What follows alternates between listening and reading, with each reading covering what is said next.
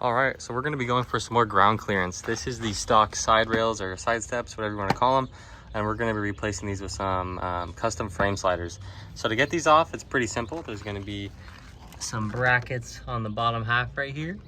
And then there's gonna be some clips inside the door jamb right there. So you just take those off and this thing will pop right off. It's super simple. So here's what it looks like before, and here's what it looks like after. So this is after taking off all those bolts and clips that I was talking about.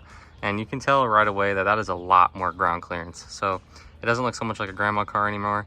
And now you can actually have some good clearance when going over rocks and stuff like that. But I think it's gonna look really good. And once the rock lights are on, I think it's gonna be perfect. So let's go ahead and show you how to take this off.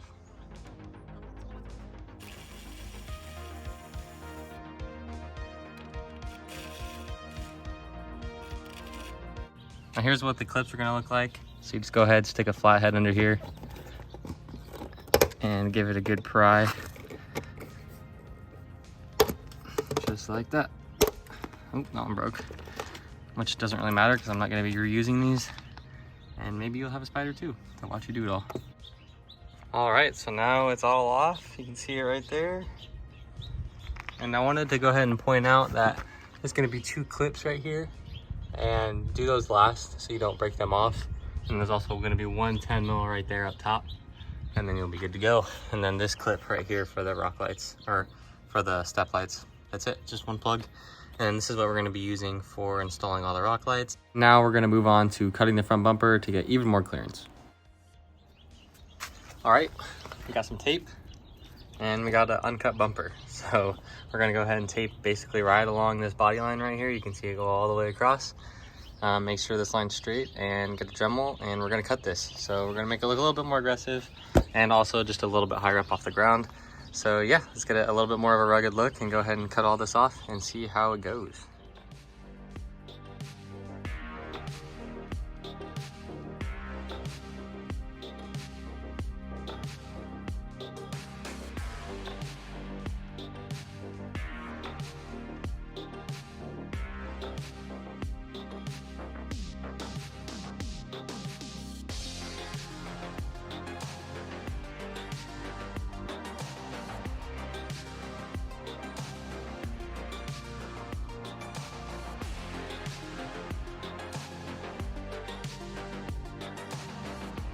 One thing I didn't even think about was the fender liners. So these were way too long and had to be cut. And you definitely want to keep these at least on the passenger side because it covers your air filter.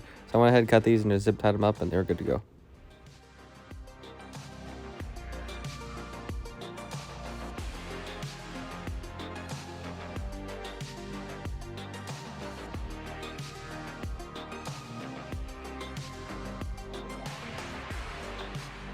Before I show the finished product of the front bumper, I wanted to show what I did with these stock side rails. So I went ahead and cut right where the front clips mount on the front of the car, and just made these cover pieces for the front clips, and it just finishes off the front end pretty well.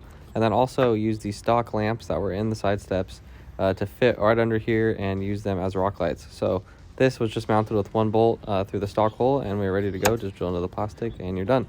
So that was super easy. Use a stock wiring harness and we're all done with everything. So now we can show the final product.